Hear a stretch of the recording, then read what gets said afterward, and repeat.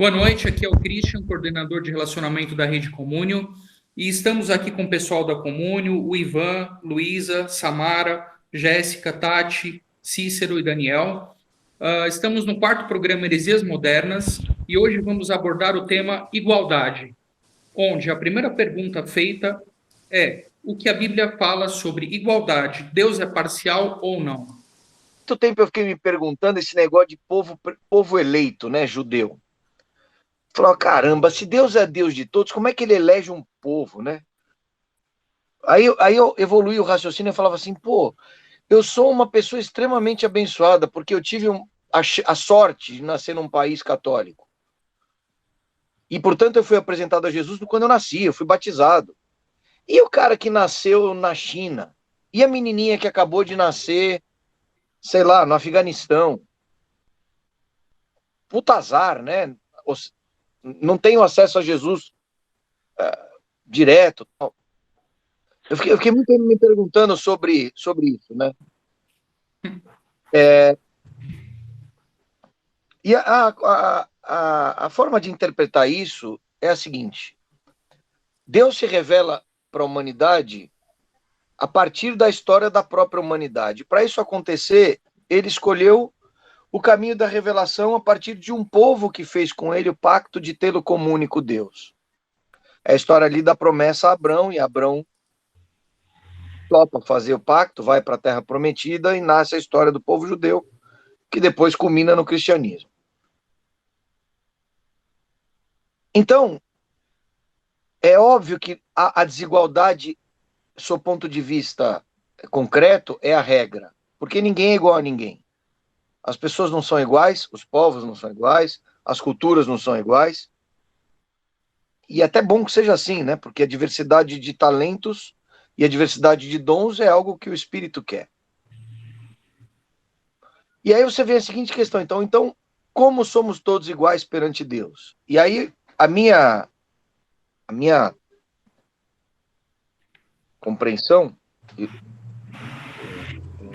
me explica que nós somos iguais perante Deus no acesso à salvação que Cristo nos conquistou.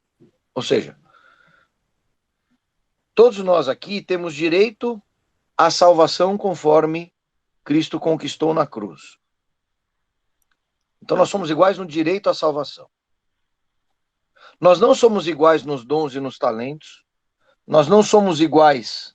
Bom, a fé é um dom. Tem gente que tem mais fé, tem gente que tem menos fé. A fé é um dom. Tem gente que tem talento para esporte, tem gente que tem talento para artes.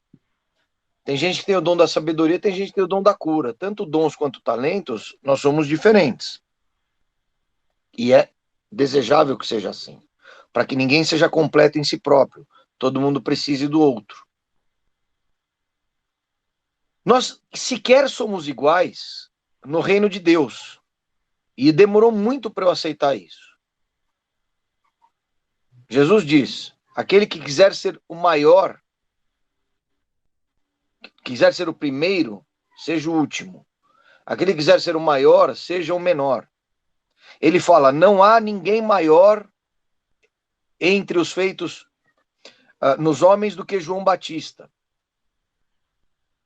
Então, Jesus diz que existem maiores e menores no reino de Deus. Complicado isso. Mas depois o meu coração se acalma, por quê?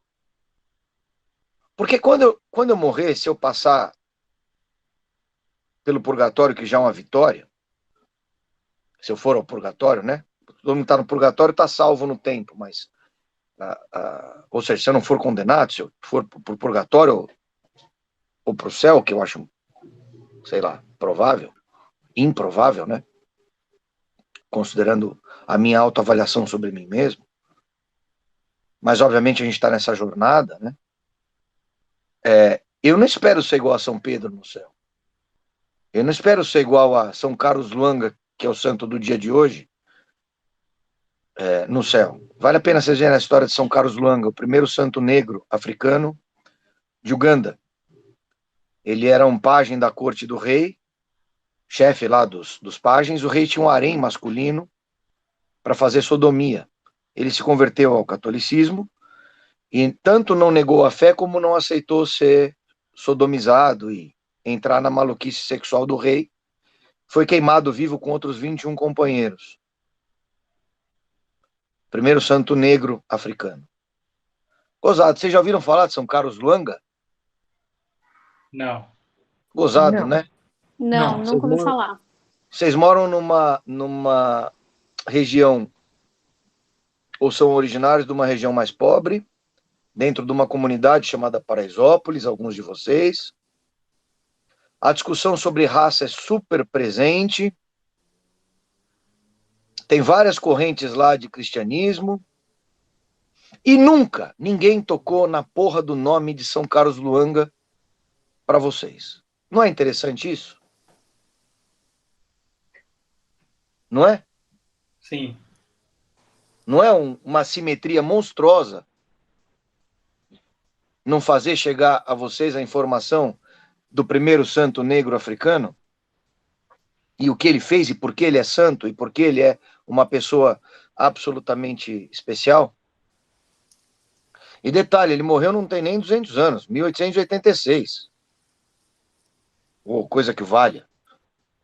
Final dos anos do século XIX. Então nós estamos falando de algo que, sob o ponto de vista teológico, é super recente. Teológico não, desculpa, sob o ponto de vista histórico, é super recente. Dentro da história da igreja, 100 anos não é nada. Então, igualdade não tem a ver com cor, não tem a ver com competências sociais, físicas, técnicas, não tem a ver com inteligência. Igualdade é o acesso à salvação garantida por Cristo. Essa é a igualdade para Deus.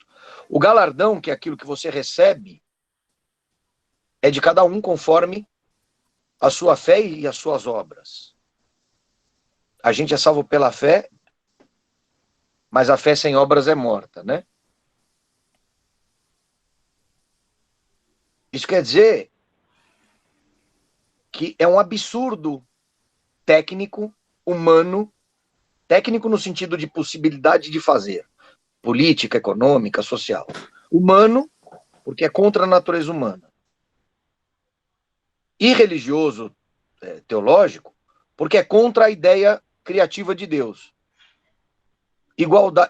Produzir a igualdade entre todos. A igualdade preconizada pelo comunismo e pelo socialismo, ela é não só anticristã, como ela é impossível de ser feita, a não ser circunstancialmente por ditaduras, e ainda assim é mentiroso, porque as pessoas no seu íntimo continuam diferentes. Elas só fazem escondido o que elas antes faziam publicamente. Agora, existe uma outra questão da igualdade, que é a igualdade perante a lei dos homens. Neste caso, a igualdade deveria ser absoluta. Todos são iguais perante a lei. Independente, obviamente, de cor, raça, credo, religião, sexo. Porque a lei dos homens é uma lei que regula a sociedade. E na leitura de ontem, Jesus deixa claro: dai a César o que é de César e a Deus o que é de Deus. Portanto, o cristão é aquele que vive na sociedade que está inserido, e desde que as leis da sociedade não o façam pecar, porque se isso acontecer, aí ele é obrigado a desrespeitá-las. Desde que as leis da sociedade não promovam nele o ato de pecar, ele é aquele que convive em sociedade. Como os nossos cristãos pais primitivos viviam dentro da sociedade politeísta romana. Em muitos períodos de perseguição, mas em muitos períodos também em paz, ali nos primeiros 300 anos.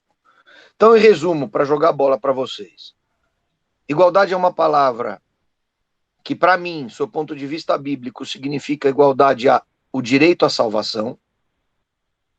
Sob ponto de vista histórico, social, político, econômico, é impossível de se realizar. Nem é desejável, porque a diferença é o desejo, além de ser a verdade absoluta que você enxerga ao sair na rua, né? Você não pode lutar contra a realidade. Ao mesmo tempo, sob o ponto de vista da lei da sociedade, é ideal que as pessoas, salvaguardadas pequenas situações de especificidade, leis específicas para situações específicas, todos os casos têm, sejam iguais perante a lei. Então, perante Deus, a igualdade está na salvação. Perante a lei, a igualdade está na convivência cidadã. Só que para nós cristãos, isso tem um limite. É não nos forçar a trair o nosso Senhor. Quando uma lei da sociedade nos leva a cometer um pecado, nós temos a obrigação de não cumpri-la. A obrigação. Porque aquele que quiser salvar sua vida nesse mundo, perdê-la. Aquele que perder a sua vida nesse mundo, em nome de Cristo, ganhá-la na eternidade. Esse é um ponto. Outro ponto para complementar é que essa história do acesso à salvação tem uma questão chave aí. Todos nós, batizados em nome do Pai, do Filho e do Espírito Santo, temos o mesmo acesso à salvação. Porque filho de Deus é o batizado. O não batizado não é filho, é criatura. Essa é outra coisa super complicada. Deus criou todos os seres humanos. Mas eu só sou filho de Deus porque Jesus conquistou esta posição de filho adotivo quando me transformou em irmão dele. E Jesus me transformou em irmão dele quando ele me resgatou na cruz.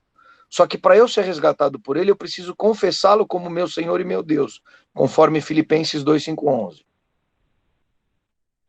Portanto, eu preciso ser batizado e, obviamente, obedecer e seguir ao meu mestre, ao meu Deus, que é Jesus. Aí você vai perguntar, poxa, e a criancinha que não foi batizada, ela vai para o inferno? Não é isso que eu estou dizendo.